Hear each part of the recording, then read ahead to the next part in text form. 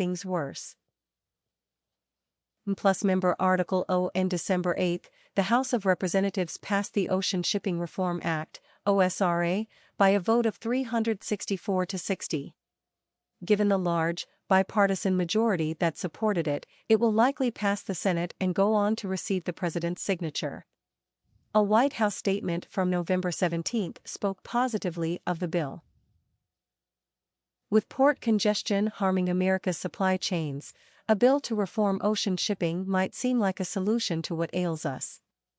But the OSRA isn't it.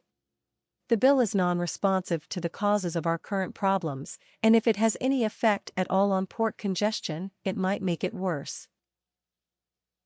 The 21-page bill, they don't have to all be 2,000 pages long, you know, makes a series of changes to the federal regulations on ocean shipping. As a top-line matter, the Act gives the body that currently regulates ocean shipping, the Federal Maritime Commission, FMC, more power. These the people that got us blocked up right now. So giving them more power, what sense does that make? Seems like they need to be regulated more because we're failing at producing what we need and getting it delivered to the places that we want it to go. So why are we giving them more power? Just a question. It adds the promotion of reciprocal trade to the FMC's mission. It tightens the rules on detention and demurrage charges, which are fees charged when containers don't get moved on time. It requires the agency to publish more information about its actions regularly on its website, too. The bill also gives the FMC the power to initiate a rulemaking that would require ocean carriers to carry American exports if such cargo can be loaded safely and timely and carried on a vessel scheduled for such cargo's immediate destination. Under the OSRA, the agency would also have the power to address the unreasonableness of ocean common carriers prioritizing the shipment of empty containers while excluding, limiting, or otherwise reducing the shipment of full, loaded containers. So now with this, now they would have more power to control what's going on that's already failing under their leadership. Wow. That's why the National Retail Federation, the Farm Bureau, and every American Association of Exporting Industry here issued a statement praising the OSRA's passage in the House. The bill shifts the burden of proof in regulatory disputes away from exporters and puts it on to the ocean carriers, while requiring carriers to take American exports if they are reasonably able. The bill was championed in the House by John Garamendi, D. California, and Dusty Johnson, R.S.D. What's important to keep in mind, though, is that partisan labels on this bill are less important than the industries in the relevant states, say, California's logistics and South Dakota's agriculture. Indeed, support for the bill predated the current shipping crisis and turned mostly on corporate interest.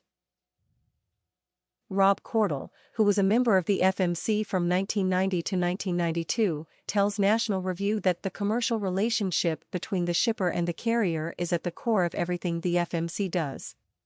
When I got there, the first people to visit me were all of the carriers, so I got that side of the story for a long time, Cordell says. Then, he spoke with shippers, who had a totally different view of all this than the carriers.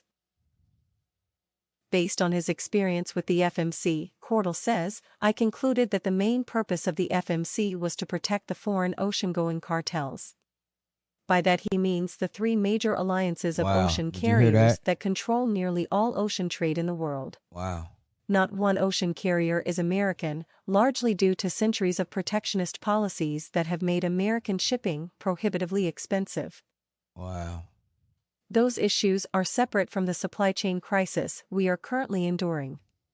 These jokers on the Hill don't know what they're talking about, says Cordell. This bill will not do anything at all to improve the supply chain problem. Facts. It has nothing to do with it, nor will the FMC. There's nothing the FMC can do.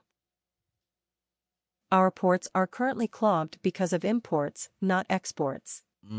For perspective, the price to ship a container from East Asia to the West Coast is about $15,000. The price to ship a container from the West Coast to East Asia is about $900. Wow. There are myriad other issues at play, such as warehouse Did you hear that? What? Why is that? Why is that? Wow, that makes no sense. space, truck chassis access, and the power of organized labor that this bill doesn't even touch. The ball was already rolling for the OSRA in early summer, before the shipping crisis hit in full force. A news report at the time said that the bill was in response to mounting complaints by U.S. agricultural shippers that unscrupulous business practices by foreign container ship operators are causing them to lose money and market share overseas. It was only later on that politicians and interest groups mentioned the supply chain crisis as a way to garner attention and support for it. You see? There it is right there. If the OSRA has any effect at all on the supply chain crisis, it might be a negative one. By forcing ocean carriers to prefer U.S. exports over empty containers, it could further slow the return of containers back to Asia to be filled with more imports. Slowing us down, bottlenecking us even more. Matt Schrapp, the head of the Harbor Trucking Association, told Bloomberg on December 10 that empty containers are the top problem in Los Angeles / Long Beach. Empty containers are the top problem. We are drowning in empty containers here in this harbor and in our trucking yards, Schrapp said. Wow. Many empty containers are stored on chassis, which means those chassis can't be used to pick up other containers, further aggravating the congestion. Exactly. Schrapp estimated there were 115,000 empty containers in the port complex and another 10,000 in truck yards throughout the Southwest. U.S. exporters saw that ocean carriers were getting bad press and used it as an opportunity to push regulatory changes that they have wanted for a long time. Nobody will shed a tear for the foreign ocean carrier cartels, nor should they, but these issues are totally separate from port congestion. The OSRA is classic Washington corporate interest politics, not a response to the supply chain crisis. Retirement Meet Your Match.